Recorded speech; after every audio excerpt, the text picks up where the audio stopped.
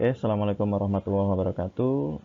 Yang saya hormati Ibu Umaymah, Ibu Murni, dan Ibu Repi selaku guru sejarah sekaligus penguji pada ujian keterampilan sejarah Indonesia dengan sejarah peminatan. Oke.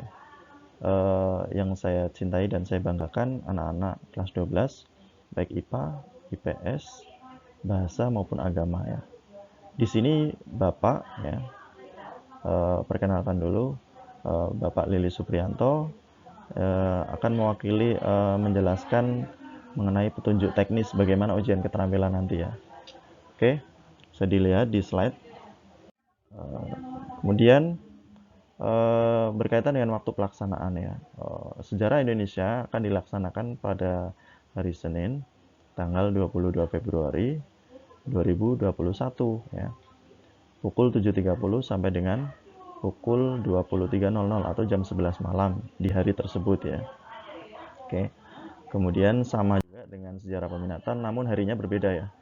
Di hari Selasa tanggal 2 Maret 2021 ya. Karena nanti pelaksanaannya tatap muka ya, walaupun nanti kalian mengerjakan di sekolah ya.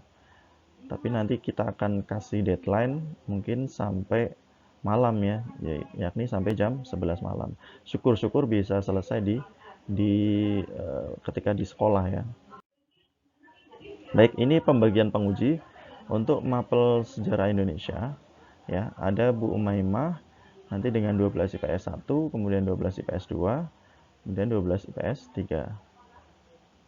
Kemudian ada Bu Murni ya, nanti ada 12 IPA 3, 12 IPA 4, dan 12 IPA 5. Kemudian ada Bapak, saya sendiri ya, ada 12 IPA 1, 12 IPA 2 ya. Kemudian ada Ibu Repi, 12 bahasa dan 12 agama. Itu sejarah Indonesia. Nah, bagaimana dengan sejarah peminatan? Ya, ini ada Bu Umaymah nanti 12 IPS 1, kemudian Bu Repi ada 12 IPS 2 ya. Kemudian Bapak dengan Bapak 12 IPS 3. Next. Seperti apa bentuk pelaksanaannya? Oke. Ujian dilakukan perorangan ya. Bukan kelompok 2 orang atau mungkin kelompok yang lebih dari 2 orang, enggak. Ini khusus 1 orang atau individu ya. Setiap siswa akan mengerjakan satu saja ya, satu macam materi dari 9 materi yang akan kita tawarkan nanti ya. Nanti tapi itu semua akan dibagikan ya biar merata ya, tidak ngeblok pada satu tema tertentu saja, tapi akan kita bagi jadi per anak nanti jelas temanya ini termasuk sejarah peminatan juga ya, yang khusus kelas IPS. Nah, ujiannya dalam bentuk apa? Dalam bentuk gambar atau mind mapping ya. Bisa nanti kalian bisa membuat gambar maupun mind mapping ya.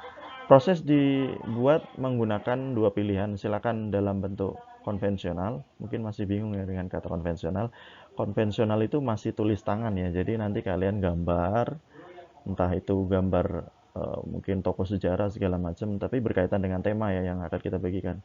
Atau mungkin mind mapping. Mind mapping atau peta konsep ya. Nanti digambar secara manual di kertas gambar, kemudian itulah yang nanti difoto, kemudian dikirimkan ke kita penguji melalui melalui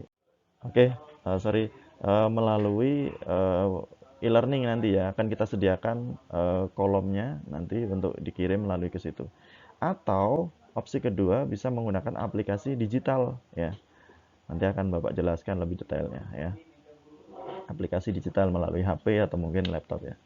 Oke, siswa akan menyerahkan produk yang telah dibuat. Nah, ini yang tadi Bapak sampaikan, nanti akan kita buat kolom penilaian keterampilan. Nah, nanti di situ kalian akan upload hasilnya di situ ya. Ini KD-nya akan Bapak percepat saja ya. Intinya KD Sejarah Indonesia ya. Ada yang kelas 10 ya. Ini karena pilihannya saja ya. Nanti kalian tetap sudah diplot masing-masing tema ya. Ada kelas 10 kita ambil yang kerajaan Islam di Indonesia, kemudian kelas 11-nya ada sekitar proklamasi, kemudian kelas 12-nya berkaitan dengan peristiwa reformasi. Nah, untuk sejarah minat Yang kelas 10 mengenai peradaban awal dunia, kemudian kelas 11 mengenai perang-perang ya, dan kelas 12 mengenai konflik-konflik. Oke. Ini lebih detailnya ya. Materi ujian keterampilan sejarah Indonesia. Ini nanti kalian sudah diplot masing-masing. Sejarah Indonesia misalnya berkaitan dengan kedatangan Islam tadi, yakni yang pertama mungkin ada kedapatan mengenai tema teori kedatangan Islam ya kan. Kemudian ada juga yang kebagian kerajaan-kerajaan Islam, yakni khusus di Kerajaan Demak. Jadi nanti kalian akan buat tentang Kerajaan Demak. Kemudian hasil peninggalan budaya kerajaan Islam di Indonesia. Dan seterusnya nanti kalian bisa cek sendiri ya. Kalau di proklamasi ya mungkin misalnya tokoh-tokoh sekitar proklamasi. Kemudian kalau di reformasi ya berkaitan dengan zaman Gus Dur, Abdurrahman Wahid ini. Seperti apa. Nah itulah yang akan kalian dapatkan nanti. Sesuai dengan jatah kalian masing-masing. Kemudian ini sejarah peminatan ada juga tema-temanya, misalnya peradaban Eropa kuno mengenai Romawi kan. Kemudian Perang Dunia Satu ya kan. Ada yang kedapatan Perang Dingin. Kemudian kasus Kashmir, Uighur yang terbaru misalnya kan. Ya. Ini adalah kriteria penilaiannya. Ada kesesuaian materi ya. Nyambung nggak dengan materi yang sudah sudah dibagi-bagi itu. Ini skornya 30 besar. Kemudian gambarnya bagus nggak nih? Ya, skornya ini 30. Kemudian isi gambarnya, isinya ini bagus nggak? Tersistematis nggak gitu kan? Sesuai nggak dengan materi tadi kan? Ada 30 juga. Kemudian ketepatan waktu ya, ini batas waktu jam 11 malam. Kalau belum juga, nah nanti alamat ini skor ini akan hilang ya kan. 10 ini nanti akan berkurang karena tidak tepat waktu tadi. Oke, next. Ini adalah contoh mind mapping atau peta konsep ya. Ini pengertiannya seperti ini. Mungkin kalian sudah tidak asing dengan peta konsep. Seperti ini contohnya bisa kalian lihat di kiri seperti ini ya. Ada pelangi-pelanginya.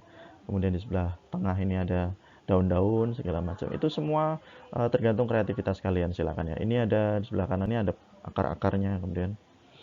Nah, ini yang poster digital ini kalian bisa menggunakan aplikasi editing ya di HP maupun di laptop atau di PC ya. Seperti Photoshop, Corel, Canva, Poster My Wall dan lain-lainnya, PixArt ya. Tutup ini ya, PixArt. Nah, ini hasilnya, contohnya saja. Jadi kalian desain kayak gini nih. Misalnya masuk Canva kan sudah ada template-templatenya. Nah, bisa kalian tinggal masukkan itu konten-kontennya kan. Latar belakangnya seperti apa, kejadiannya seperti apa, akhir dari kerajaan itu misalnya seperti apa. Kalau misalkan kerajaan Demak misalnya kan. Ini contoh kreativitas dari anak-anak ya. Nah, mungkin yang sudah tidak asing ya akan membuat seperti ini, tapi nggak masalah kalau yang memang agak susah dalam mengkreasikan seperti itu poster digital ya bisa kalian kembali ke manual konvensional. Nah, itu